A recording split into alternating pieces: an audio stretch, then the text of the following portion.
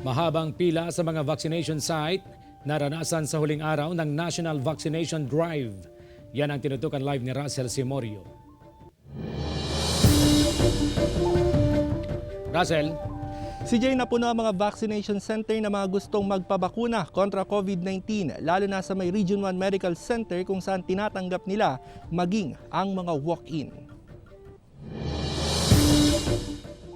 Alas 8 pa lang ng umaga, umabot na hanggang sa mga katabing establishmento ang haba ng pila ng mga nagpapabakuna sa Region 1 Medical Center sa Dagupan City sa huling araw ng National Vaccination Drive. Hindi na rin nasunod ang social distancing dahil sa dagsa ng mga nagpapabakuna, bagamat may mga pulis at POSO enforcer na nagbabantay sa paligid. Alas 6 pa po kami dito pero mahaba yung pila, sobrang init dito. Tiis-tiis na lang po kahit mahaba yung pila.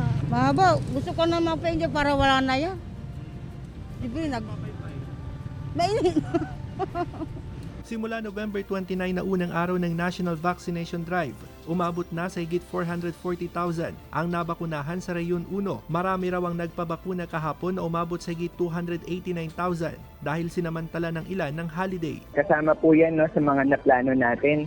At ito po yung Pfizer and yung Moderna ay kabilang po sa mga naibaba natin sa mga LGUs before pa mag-start yung ating bakunahan. Samantala, posibleng aabot sa 80% ang mababakunahan sa San Fernando City, La Union pagkatapos ng 3-day vaccination drive. 193,333 doses ang naibakuna sa unang araw ng malawakang pagbabakuna sa Region 2. Sa Cordillera Region naman, nakapagtala ng 66,965 doses sa National Vaccination Days. Tuloy-tuloy ang pagbabakuna sa mga bayan at syudad sa Nueva Ecija. Sa Jaén, umaasa ang lokal na pamahalaan na mabakunahan ang target population na 57,128 para makamit ang herd immunity.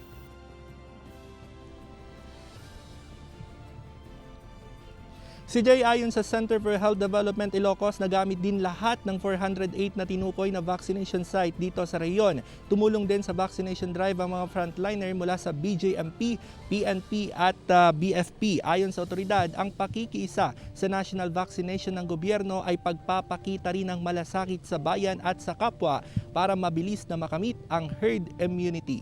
CJ. Maraming salamat, Russell Simorio.